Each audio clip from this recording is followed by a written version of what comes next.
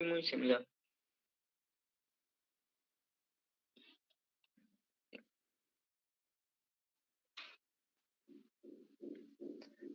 Ya. Aquí también es una tabla para que puedan observar en qué indicaciones tiene cada uno de estos fármacos que se van a utilizar en un paciente que tiene asma.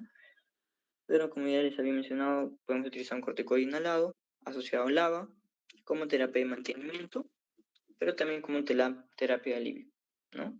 Y estamos hablando específicamente de qué LABA, del formoterol, porque su tiempo o su inicio de su efecto era a los 5 minutos, o sea, igual que el salbutamol. Y además que tiene un efecto mucho más prolongado, más de 12 horas, mayor o igual a 12 horas.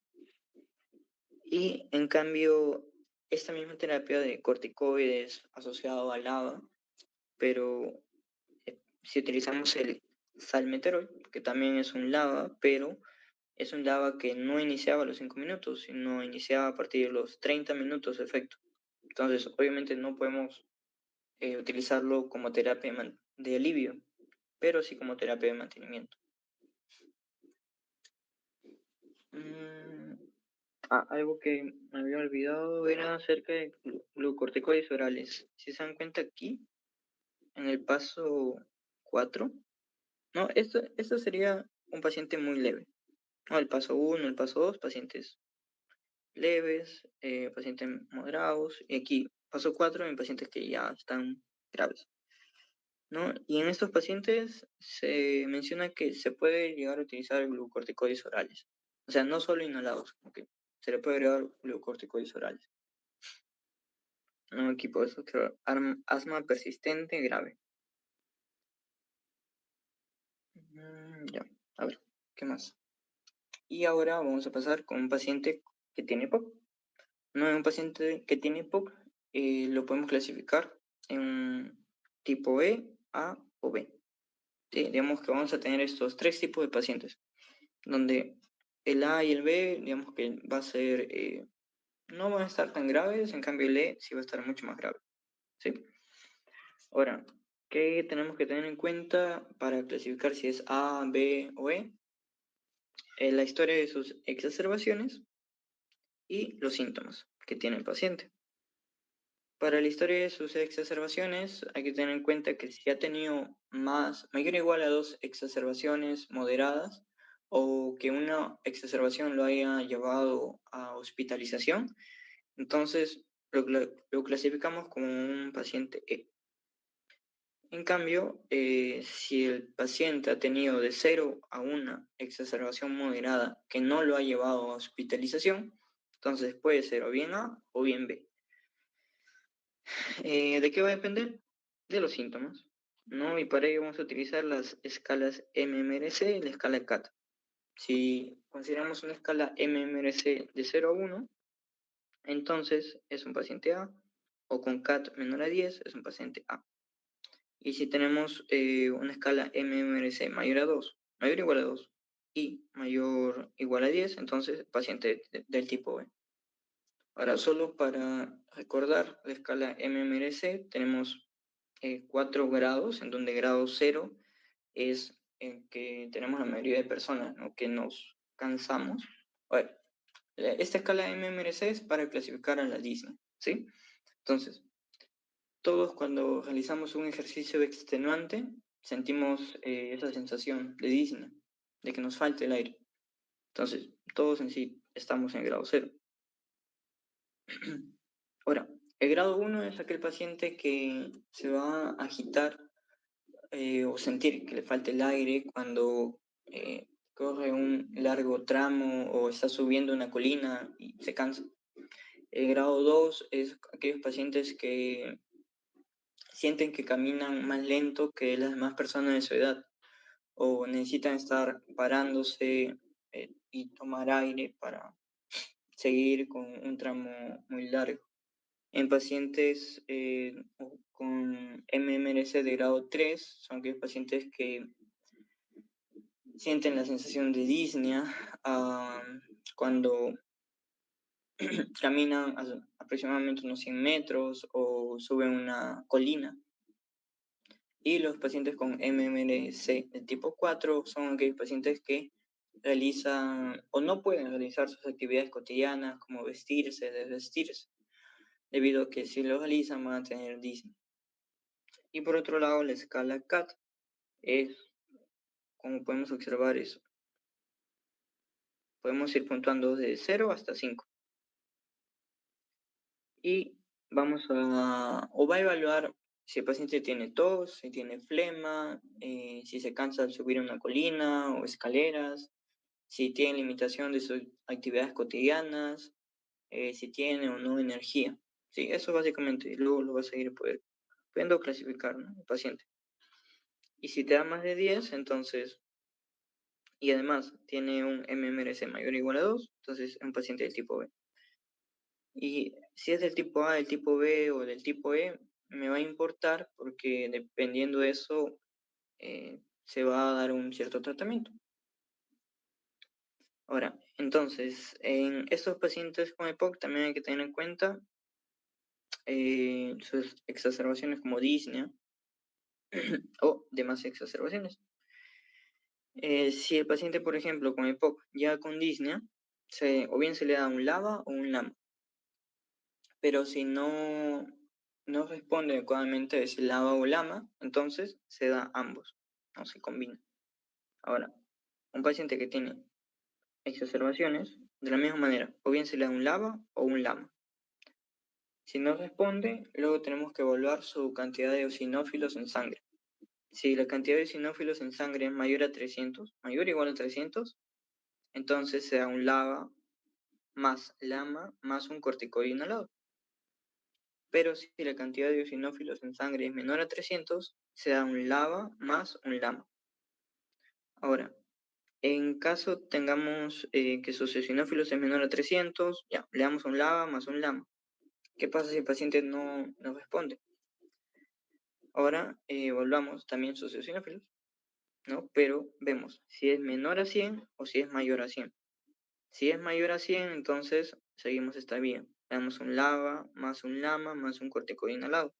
Pero si es menor a 100, directamente nos pasamos a cualquiera de estas dos alternativas, ¿no? Si vemos que su volumen expiratorio forzado en un segundo es menor al 50% y el paciente ha tenido una bronquitis crónica, entonces sería este medicamento, ¿no? Roflumilaz. En cambio, si el paciente hace fumador, se prefiere utilizar acitromicina.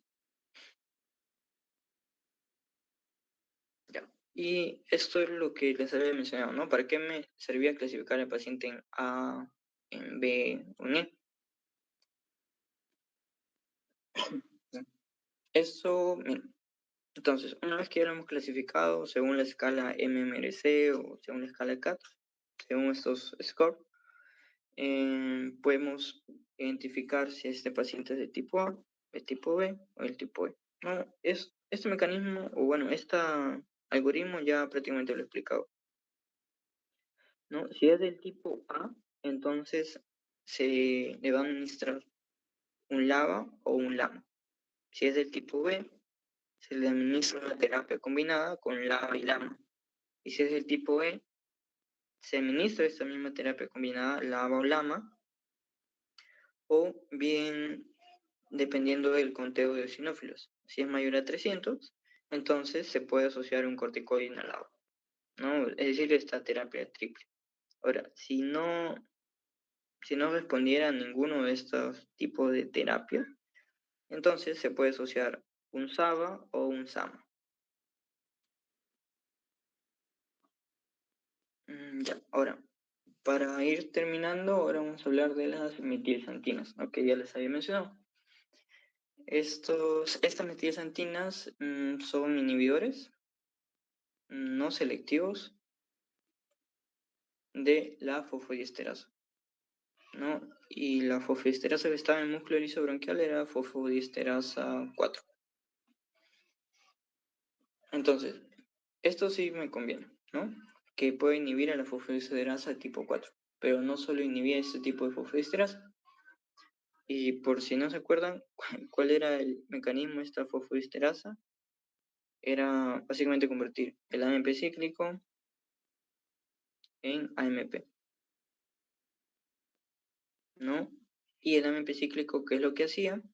Este AMP cíclico activaba la PKA y la PKA lo que hacía era inhibir la contracción del músculo liso. Entonces, esta fosfoesterasa disminuía las concentraciones de AMP cíclico y por ende disminuía el efecto de la PKA, ese efecto broncohilatador. Entonces, al yo estar utilizando una metilsantina, no estoy permitiendo que la fosfoesterasa disminuya las concentraciones de AMP cíclico. Por ende van a estar elevadas y la PKA también va a estar elevada, su actividad, y por ende voy a poder inhibir la contracción. Bien, entonces, ¿qué más tenemos que tener en cuenta? Que esta metilsantina, la teofilina, tiene una estructura muy similar a la adenosina, ¿ya? Y esto sí es importante, porque la adenosina era un broncoconstrictor. Sí, es decir, la adenosina generaba una broncoconstricción a través de la estimulación o la liberación de histamina y de leucotrienos. Y como habíamos visto, la histamina y los leucotrienos sí participan en este proceso de broncoconstricción. Entonces, en sí, estas metilsantinas, si bien es cierto, inhiben a las fosfoesterasas, pero también van a inhibir a la actividad de los receptores de adenosina, que normalmente teníamos este receptor de adenosina, y cuando a este receptor se le asociaba esa adenosina, generaba la broncoconstricción. Pero como inhibe este receptor de adenosina, entonces estoy impidiendo este proceso de broncoconstricción.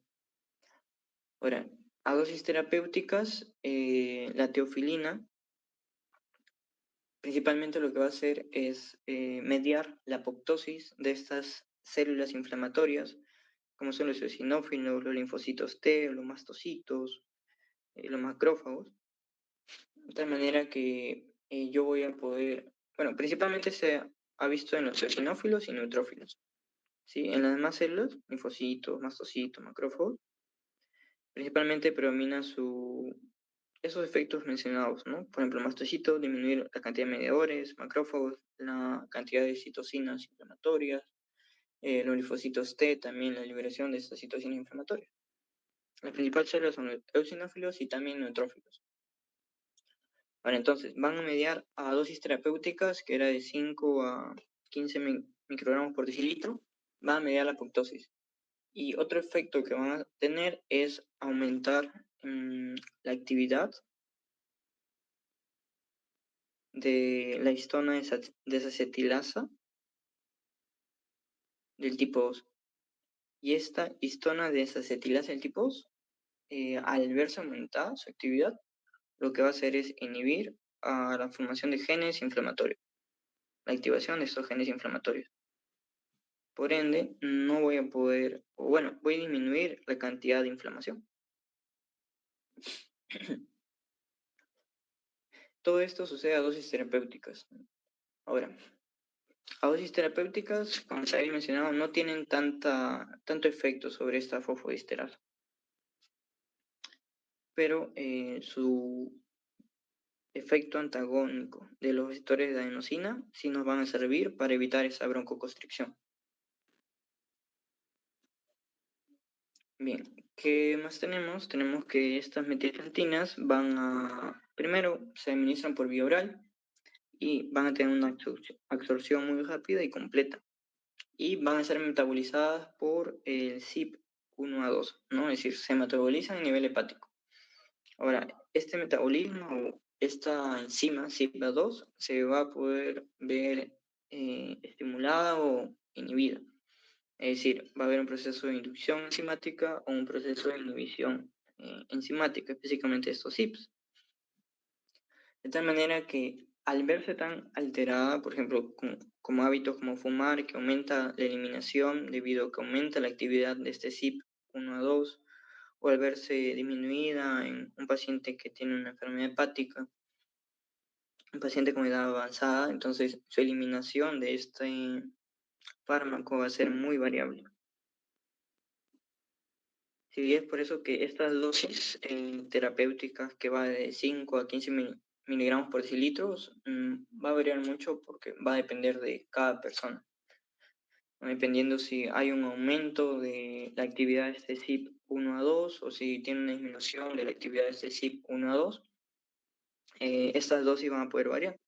Algunos pacientes con 6 microgramos ya van a estar teniendo efectos beneficiosos, otros pacientes con 12, ¿no? Va a ser muy, muy variable. Y como ya les había mencionado también, solo es de 5 a 15 microgramos, o sea, tiene una ventana terapéutica muy estrecha.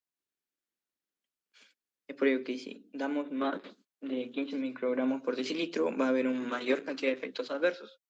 Y sus efectos adversos secundarios se pueden ver aquí, ¿no? Que es básicamente por la inhibición de fosfodiesterasas o por el antagonismo de receptores de adenosina de tipo 1, que van a poder mediar tanto náuseas, vómitos, cefaleas, malestar gástrico, diuresis, arritmias cardíacas, ataques de epilepsia.